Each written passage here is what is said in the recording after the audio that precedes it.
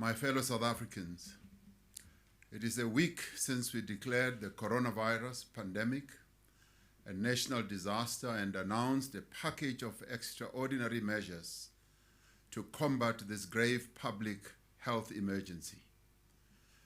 The response of South African people to this crisis has been remarkable. Millions of our people have understood the gravity of the situation we are in. Most South Africans have accepted the restrictions that have been placed on their freedoms and their lives and have taken responsibility for changing their behavior. I am heartened that every sector of society has been mobilized and has accepted the role that it needs to play. From religious leaders to sporting associations, from political parties to business people, from trade unions to traditional leaders, from NGOs to public servants, every part of our society has come forward to confront this national challenge. Many have had to make difficult choices and sacrifices, but all have been determined that these choices and sacrifices are absolutely necessary if our country is to emerge stronger from this disaster. Over the past week, South Africans have demonstrated their determination, their sense of purpose, their sense of community, and their sense of responsibility. For this, we salute you and we thank you. On behalf of the nation, I would also like to thank the health workers of our country, our doctors, nurses, and paramedics who are on the front line of the pandemic, as well as our teachers, border officials, police and traffic officers, and all other people who have been leading our response. Since the national state of disaster was declared, we have put in place a range of regulations and directives. These regulations have restricted international travel, prohibited gatherings of more than 100 people, closed schools and other educational institutions, and restricted the sale of alcohol after 6 p.m. We reiterate that the most effective way to prevent infection is through basic changes in individual behavior and hygiene. We're therefore once more calling on everyone to wash hands frequently with hand sanitizers or soap and water for at least 20 seconds. Stop shaking hands. Cover your nose and mouth when coughing and sneezing with a tissue or flexed elbow. Avoid close contact with anyone with a cold or flu-like symptoms. Everyone must do everything within their means to avoid contact with other people. Staying at home, avoiding public places, and cancelling all social activities is the preferred best defense against the virus. Over the past week, as we have been implementing these measures, the global crisis has continued to deepen. When I addressed the nation last Sunday, there were over 160,000 confirmed COVID-19 cases worldwide. Today, there are over 340,000 confirmed cases across the world. In South Africa, the number of confirmed cases has increased sixfold in just 8 days, from 61 cases to 402 cases. This number will continue to rise. It is clear from the development of the disease in other countries and from our own modeling that immediate, swift, and extraordinary action is required if we are to prevent a human catastrophe of enormous proportions in our country. Our fundamental task at this moment is to contain the spread of the disease. I'm concerned that a rapid rise in infections will stretch our health services beyond what we can manage, and many people will not be able to access the care that they need. We must therefore do everything within our means to reduce the overall number of infections and to delay the spread of infection over a longer period, what is known as flattening the curve of infections. It is essential that every person in South Africa should adhere strictly and without exception to the regulations that have already been put in place and to the measures that I am going to announce this evening. Our analysis of the progress of the epidemic informs us that we need to urgently and dramatically escalate our response. The next few days are crucial. Without decisive action, the number of people infected will rapidly increase from a few hundred to tens of thousands, and within a few weeks to hundreds of thousands.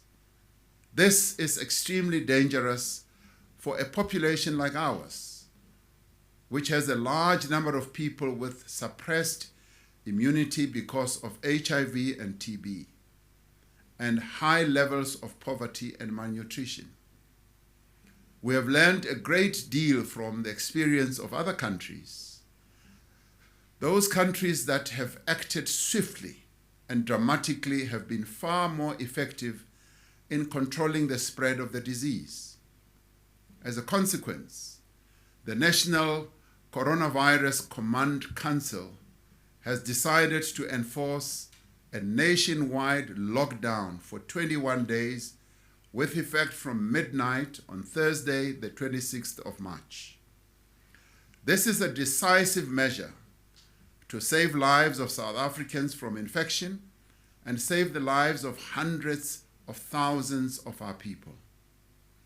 While this measure will have a considerable impact on people's livelihoods, on the life of our society and on our economy, the human cost of delaying this action would be far, far greater. The nationwide lockdown will be enacted in terms of the Disaster Management Act and will entail the following. From midnight on Thursday, 26th March, until midnight Thursday, the 16th of April, all South Africans will have to stay at home. The categories of people who will be exempted from this lockdown are the following: health workers in the public and private sectors, emergency personnel, those in security services such as the police, traffic officers, military medical personnel, soldiers, and other persons necessary for our response to the pandemic. It will also include those involved in the production, distribution, and supply of food and basic goods, essential banking services, the maintenance of power, water and telecommunication services, laboratory services, and the provision of medical and hygiene products.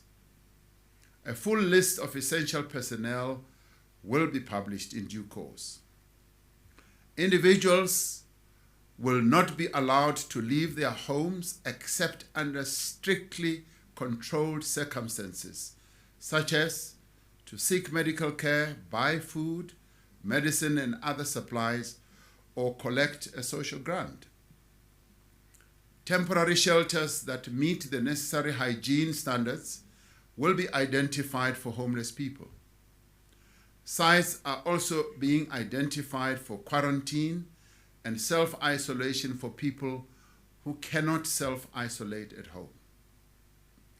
All shops and businesses will be closed, except for pharmacies, laboratories, banks, essential financial payment services, including the JSE, supermarkets, petrol stations, and healthcare providers.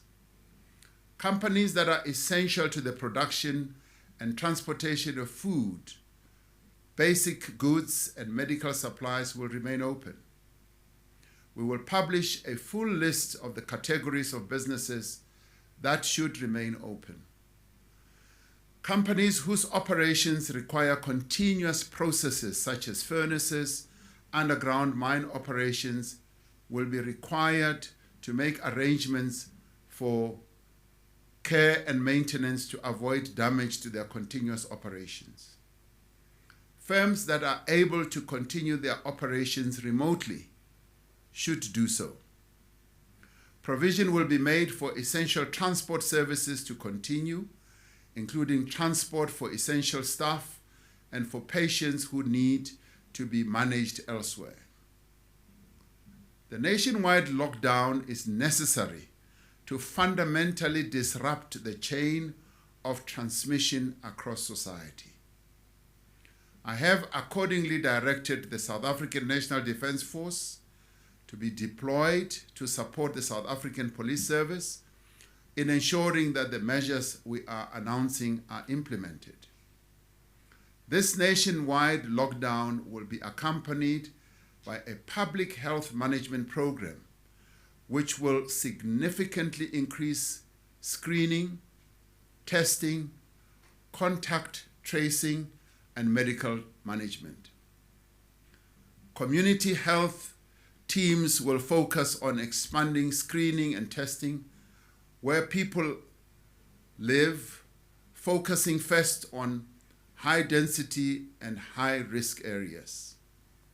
To ensure that hospitals are not overwhelmed, a system will be put in place for centralized patient management for severe cases and decentralized primary care for mild cases.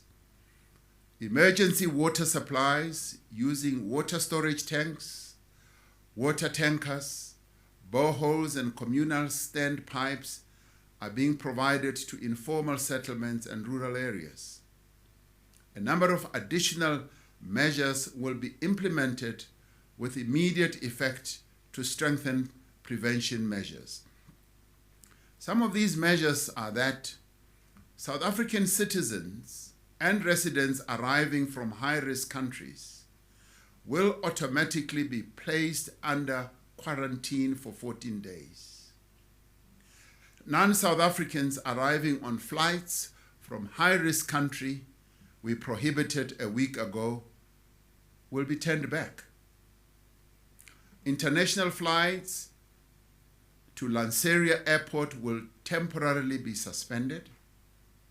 International travelers who arrived in South Africa after 9th March 2020 from high-risk countries will be confined to their hotels until they have completed a 14-day period of quarantine. Fellow South Africans, our country finds itself confronted not only by a virus that has infected more than 250,000 people across the globe, but also by the prospects of a very deep economic recession that will cause businesses to close and many of our people to lose their jobs. Therefore, as we marshal our every resource and our every energy to fight this epidemic, working together with business, we are putting in place measures to mitigate the economic impact both of this disease and our economic response to it.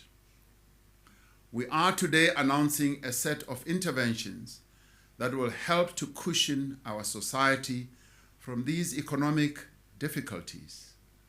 This is the first phase of the economic response, and further measures are under consideration and will be deployed as needed. These interventions are quick and targeted. Firstly, we are supporting the vulnerable.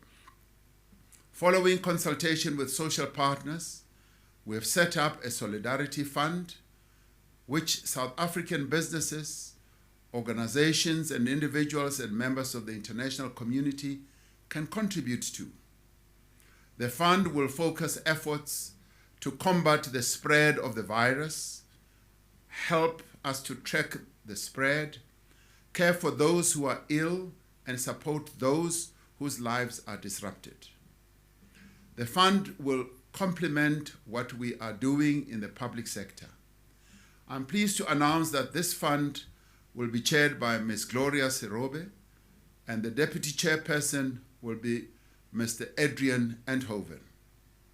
The fund has a website, www.solidarityfund.co.za, and anyone can begin to deposit funds into this account from tonight, acting in solidarity with South Africans who are vulnerable.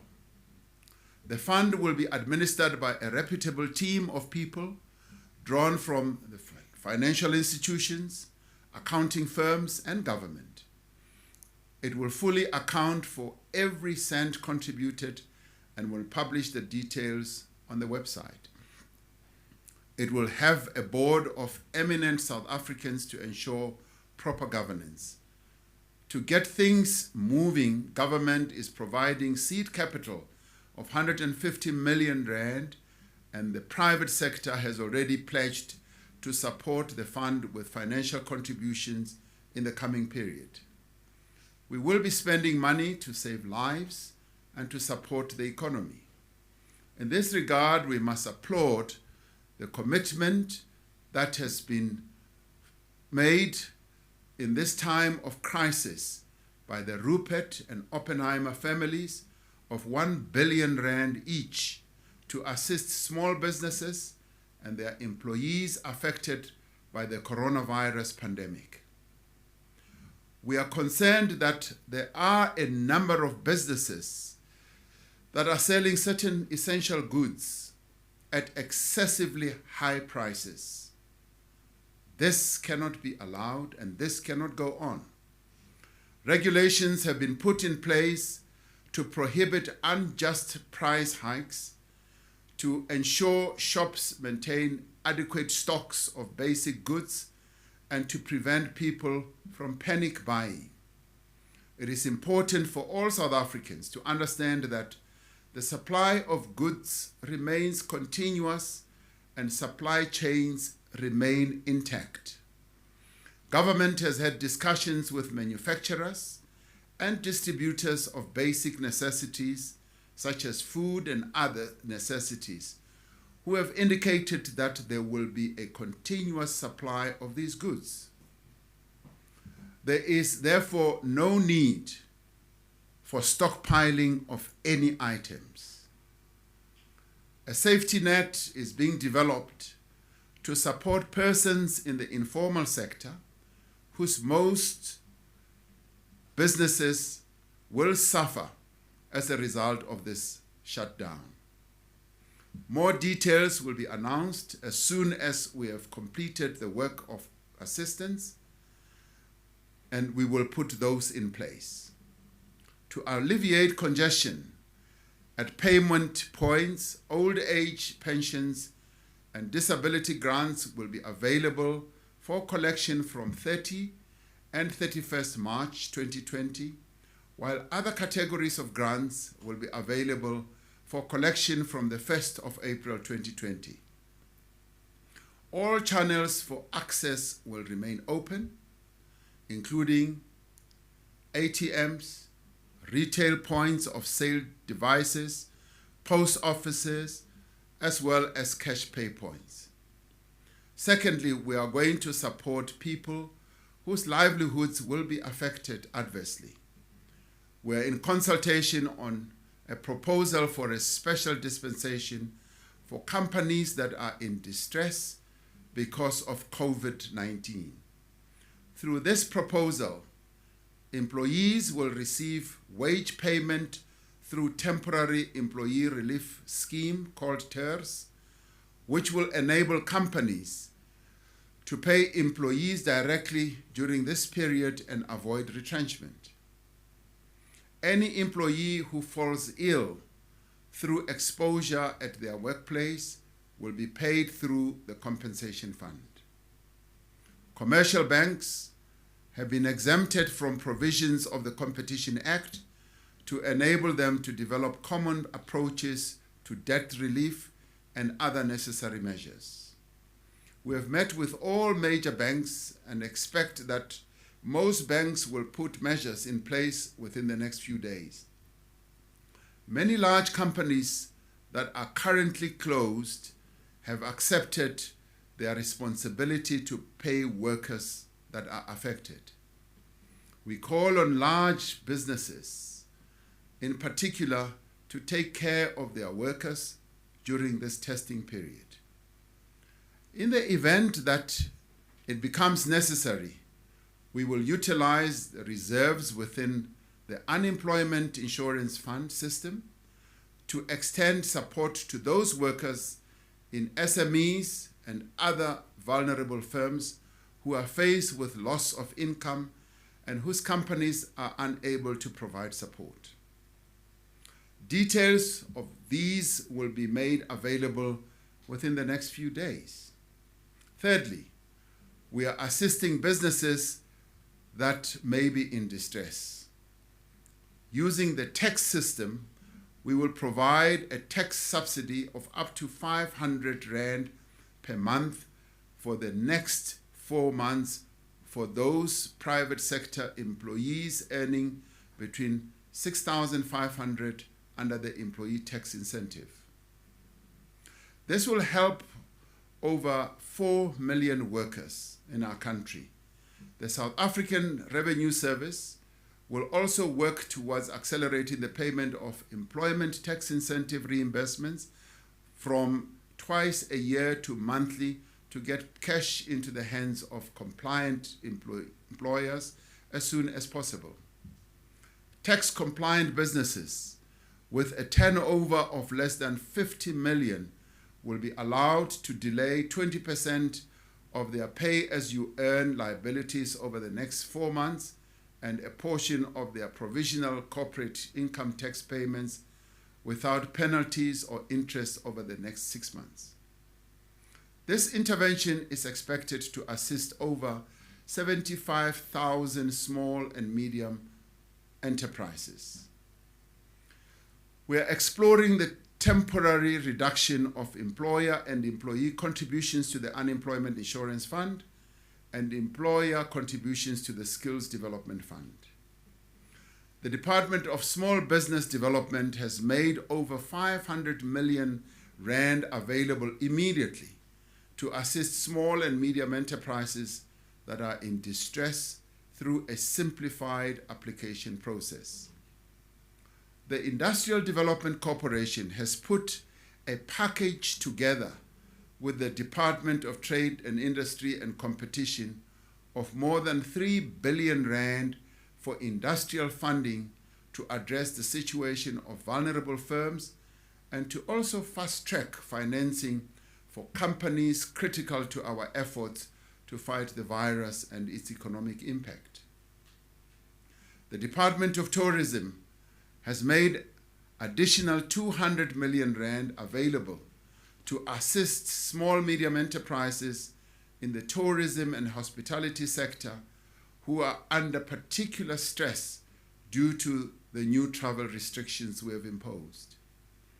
I want to make it clear that we expect all South Africans to act in the interests of the South African nation and not in their own selfish interest. We will therefore act very strongly against any attempts at corruption and at profiteering from this crisis. I have directed that special units of the National Prosecuting Agency be put together to act immediately and arrest those against who we find evidence of corruption. We will work with the judiciary to expedite cases against implicated persons and make sure that the guilty do go to jail.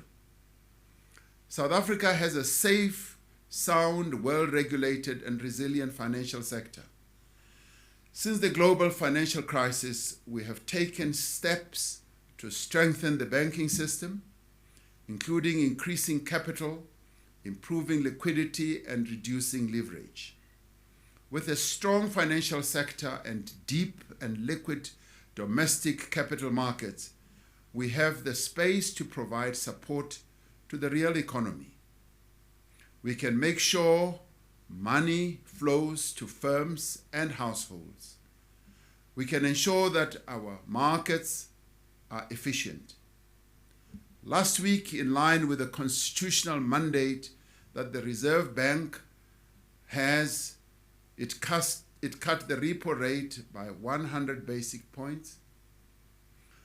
This will provide relief to consumers and businesses with the lower interest rate. The South African Reserve Bank has also proactively provided additional liquidity to the financial system. The governor has assured me that the bank is ready to do whatever it takes to ensure the financial sector operates well during this very difficult time. The banking system will remain open. The JSE will continue to function. The national payment system will continue to operate, and the Reserve Bank and the commercial banks will ensure that the banknotes and coins remain available. The action we are taking now will have lasting economic costs, but we are convinced that the cost of not acting now will be far much greater. We will prioritize the lives and the livelihoods of our people above all else, and will use all of the measures that are within our power to protect our people from the economic consequences of this pandemic. In the days, weeks, and months ahead, our resolve, our resourcefulness, and our unity as a nation is going to be put to a test as never before. I call on all of us, one and all, to play our part and our role as South Africans, to be courageous, to be patient, and above all, to show solidarity and compassion to one another. Let us never despair despite the challenges that our country is facing now. For we are a nation of one, and we are surely going to prevail. May God protect our people. Nkosi sikelela iAfrika. Morena, boloka setjhaba sa heso. God seën South Africa. God, do bless South Africa. Mudzimu ka ba phatlutshedze Africa. Hosi katekisa Africa. I thank you.